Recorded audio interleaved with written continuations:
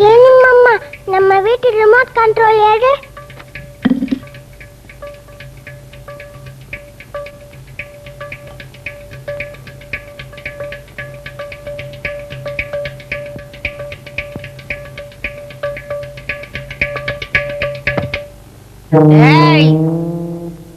இன்னொரு முறை இப்படி குச்சி விட்டு ஆட்டின கடிச்சு காக்கா போட்டுடுவேன்.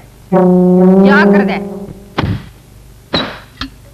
அம்மா, யார் நீங்க? மக்கள் தொகை கணக்கெடுக்க வந்திருக்கோம். வீட்டுல எத்தனை பேர் இருக்கீங்க? நான் சொல்றேன். இவரு எங்க தாத்தா மிஸ்டர் கோவிந்தராஜ். வயசு 205. 65 தான் சார். உங்க பேருமா? பங்கஜம்மா. வயசு 45. ஏய் பாட்டி, 3 வருஷமா இதேதானே சொல்றேன். அட சும்மா இரு. பையன் யாருமா? பொண்ணு வைத்து பேரு பாபு, யூகேஜி. அந்த பொண்ணு யாரு? இது எங்க பேபி சித்தி. என்னை விட மூளை கம்மி. சீனு மாமா கார்ப்பரேஷன் ஸ்கூல்ல படிக்குது. அது உஷா சித்தி. வயசு 20. உங்க அப்பா? முக்கியமான தலைவருக்கு பாம்பு வச்சாங்களே, அந்த இன்சிடென்ட்ல எங்க அப்பாவும் சேர்ந்து சேர்த்துட்டாரு. ஏய் பாபு, இந்த ஒயிட் சார் தான் எங்க அம்மா. அதுக்கே நான் கூப்பிடுறீங்க? இது எங்க ராம்போ, செக்ஸ் மேல். இந்தியாவோட ஜனத்தொகைக்கு உங்க குடும்பம் சரியான உதாரணம். வணக்கம். வர்றது கண்டசா கார்ல, கட்ட செருப்பு கால்ல. என்ன சார் ரொம்ப சினிமாத்தனமா இருக்கு? நல்ல கேள்வி, வித்தியாசமான கேள்வி. நான் உயிரினங்களுக்கு தீங்கு வைக்கிறதில்ல, அதனாலதான் தோல் செருப்பு போடுறதில்ல. நல்ல பதில், வித்தியாசமான பதில். ஆனா உங்க கட்ட செருப்புல மிதிப்பட்டு சின்ன சின்ன உயிர்களுக்கு ஆபத்து வராதுன்னு என்ன சார் நிச்சயம்? அழகான கேள்வி, ஆழமா சிந்திக்கிறீங்க. நீங்க எல்லாருமே கொஞ்சம் அந்த பக்கம் திரும்பி பாருங்க. நான் எந்த இடத்துக்கு போனாலும் எனக்கு முன்னாடி என்னுடைய சிஷ்யர்கள் இப்படி வெள்ளத்தை ஓரமா வச்சிருவாங்க. இனிப்பை தேடி எறும்பு மாதிரி சிறு உயிர்கள் ஒதுங்கிறதுனால என்னுடைய பாதையில எந்த உயிர்களுக்கும் தீங்கு வராது.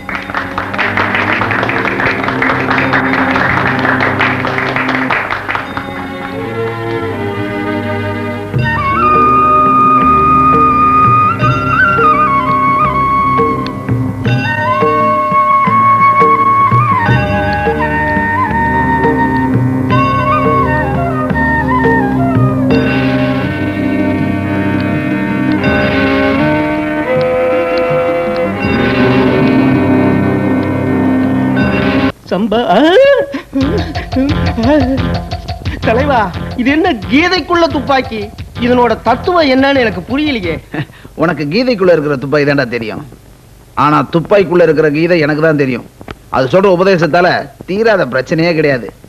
ஆமா, இந்த ரங்கநாதங்கிறத எதுக்கு பொட்டியும் கையுமா கும்பிடு போடுறான்? கொடுத்துட்டே வீட்டுல சொல்லிட்டு வந்துரு. தலைவா, இதுக்கே எப்படின்னா மத்ததுக்கெல்லாம் எப்படி?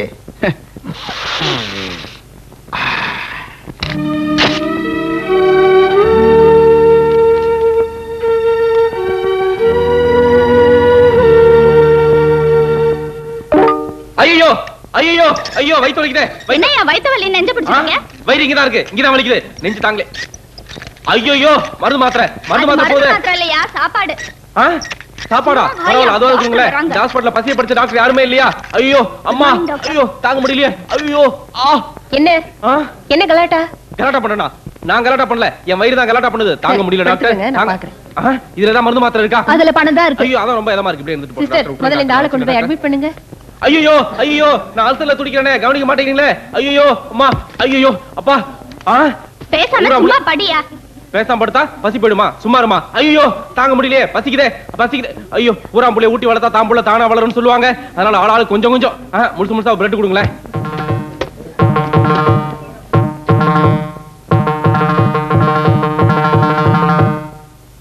அந்த வயித்து வலி பேஷண்ட் எங்க? அவனுக்கு வயித்து வலி இல்ல, பசி. எல்லாரோட பிரெட்டையும் எடுத்துட்டு போயிட்டு என்ன எழுதி வச்சிருக்கான் பாருங்க. பசிக்கு திருடினால் பாவம் இல்லை. என்ன வெண்ண மட்டும் தடவி குடுக்குற? ஜாம் இல்லையா? சும்மா இருடா. எவ்வளவு பெரிய ஹாஸ்பிட்டலையும் எப்பேற்பட்ட நோய் வந்தாலும் ஜாம் மட்டும் கொடுக்க மாட்டேங்கிறானுங்க. ஜாமுக்கும் ஹாஸ்பிட்டலுக்கும் என்ன சம்பந்தம் இருக்கு? டேய் இருடா, கஞ்சி சாப்பிடும்போது ஒரு பாட்டு பாடுவியே, அதை இப்ப பாடு. Thanks for the bread. நான் சொல்றேன். Oh Lord, thank you for the bread you have given me this day. டேய், அப்படியே தேங்க்ஸ் ஃபார் GH ன்னு சொல்றா. GH னா? GH னா பிரெட் கம்பெனி பேர். என்ன கம்பெனி? வெண்ண கம்பெனி.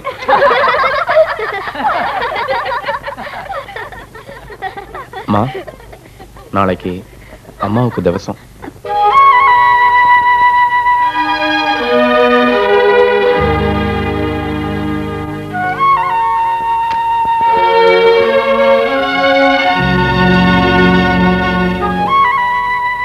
உங்க வீட்டுக்கு பின்னாடி போதி மரமா இருக்கு.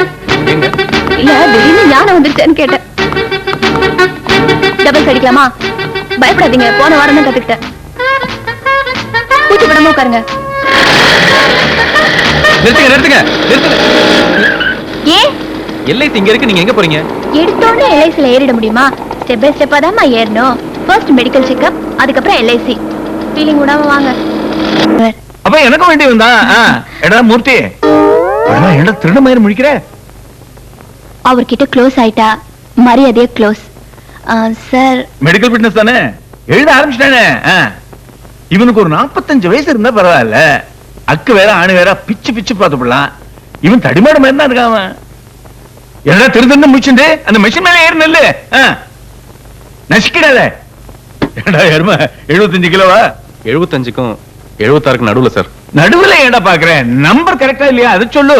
பார்த்த உடனே எடை போட்டுருவேனா? சும்மா இல்லடா, ஃபுல் ஆஃப் எக்ஸ்பீரியன்ஸ். மறந்து போயிட்டேனே, அடுத்த வாரம் ஆர்ஆர் சபாவில எனக்கு நாடகம் ஒண்ணு இருக்கு. உனக்கு ஒரு டிக்கெட் கிடைக்கட்டுமா? இல்ல வேணாம் சார். ஏண்டா என்ன அடிப்புல சந்தேகமா? நடிச்சு காட்டணுமா? வாங்கிக்கோங்க, இல்லாட்டி நடிச்சே காமிச்சிருவாரு. கொடுங்க சார். இது 25 ரூபாய் டிக்கெட். நீ 50 ரூபாய் சீட்லயே உட்காரலாம், அங்கதான் கூட்டமே இருக்காது. நீங்க எம்பிபிஎஸ் நினைச்சேன், எம்எஸ்ஆர் இருப்பீங்க போல இருக்கே. புரியுது, அறுவை சிகிச்சை நிபுணம் தானேன்னு சொல்றேன். என்ன திருப்பி பண்ணி கிடக்கு? வயசான போய் தொலைய வேண்டியதானே? தொலைய இல்லடா, தொலைய வேண்டியதானே கரெக்டா சொல்லு. என்ன சார் இது? ஒரு சாதாரண கம்பவுண்டர் உங்களை திட்டிட்டு போறான், நீங்க கிராமர் மிஸ்டேக் கரெக்ட் பண்றீங்க. அவன் இங்க டிராமா ஆக்ட் பண்ணிட்டு இருக்கான், என் சன்ன ஆக்ட் பண்றான். அவன் டயலாக் நோட் பண்ணிட்டு இருக்கான். நீ அன்புள்ள பாத்திருக்கியோ? உங்க வீட்டுல என்ன டிவி? சாலிடரா, ஓனிடாவா, ஈசி டிவியா? ஓசி டிவி. என்ன சிரிக்கிற? அதுலயும் பிரமாதமா நடிப்பேனா?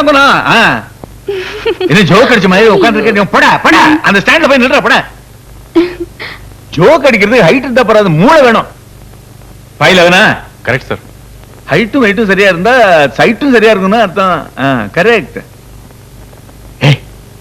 இன்னைக்கு நான் நாடகத்துல என்ன கேரக்டர் பண்ண போறேன் தெரியுமா இல்லையா? அப்படியே நெஞ்சு தொடர மாதிரி ஒரு ரோல். Cancer patient. ஏன் ரியாக்ஷன் மாறுறது? ஓல்டு தீம்னா ஓல்டு தீம் தான், ஆனா ஒர்க் அவுட் ஆன தீம். அதுல எவ்வளவு சென்டிமெண்ட்ஸ், எவ்வளவு ஃபீலிங்ஸ் இருக்கு தெரியுமா? உனக்கு சொன்ன புரியாது. நான் ஒரே ஒரு சீன் நடிச்சு காட்டட்டுமா? எனக்கு மருந்து மாத்திரை எதுவும் தேவையில்லை, என்னை இப்படியே விட்டுடுங்க, நான் செத்து போயிடுறேன். இப்படி ஒரு வச்சனம். அதே நான்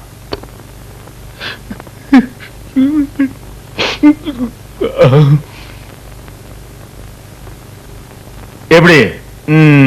ரொம்ப பிரமாதமா நடிக்கிறீங்க சார். என் நடிப்பு ஒரு இந்திய ஒத்துண்டதா இல்ல, இந்த இந்தியாவே ஒத்துண்டதா நான் நினைக்கிறேன். படவா ராஸ்கல், உனக்கு கலையை ரசிக்கிற மனசு இருக்கு, அப்ப உடம்பு ஆரோக்கியமா இருக்கணும். அப்ப என்ன பிளடி மெடிக்கல் பிசினஸ்? ஒரு கையெழுத்து போட்டுடும்.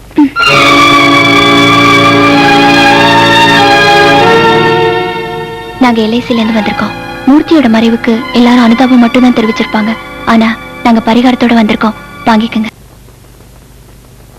பாபு பாபு, சந்தோஷ் அப்பாக்கு என்ன பிசினஸ்? ஸ்மக்லிங், கடத்தலாம். ஒரே ஒரு பாட்டு பாடி என் பாட்டிய கொண்டுட்டேன். 97 வயசுல இழுத்துக்க பரிசிக்க இருந்த என் பாட்டிய பாட்டு பாடியே கொண்டுட்டேன். பாட்டு பாடி மழைய வரவழைப்பாங்கன்னு கேள்விப்பட்டிருக்கிற படம், நீ மரணத்தையே வரவழைச்சிட்டியனா? பரிசாயா, சமீப காலமாக தமிழகத்தில் நடந்த பல கொலைகளுக்கும் வன்முறை சம்பவங்களை கண்டுபிடிச்சா 5 லட்சம் ரூபாய் பரிசுன்னு அதே நான் கண்டுபிடிச்சா எனக்கு எஸ்ஏ ப்ரமோஷன் கிடைக்குங்க. உன்னை பார்த்தா கருப்பா ஒசரமா தங்கராசு மாதிரி இருக்கிற, உன்னை புடிச்சு கொடுத்துட்டுமா? தங்கராஜ் என்ற கொடியவனை இதுவரை யாரும் நேரில் பார்த்ததாக தகவல் இல்லை என்றாலும் அவனை பற்றிய அங்க அடையாளங்களை சிறப்பு புலனாய்வுத்துறை கண்டுபிடித்துள்ளது. அவன் உயரம் சுமார் 6 அடி இருக்கலாம், கருப்பு நிறம், இடது கையில் கட்டவர்கள் இருக்காது. இந்த கொடியவனை பற்றிய துப்பு கொடுத்தாலோ அல்லது பிடித்து கொடுத்தாலோ 5 லட்சம் ரூபாய் பரிசாக வழங்கப்படும்.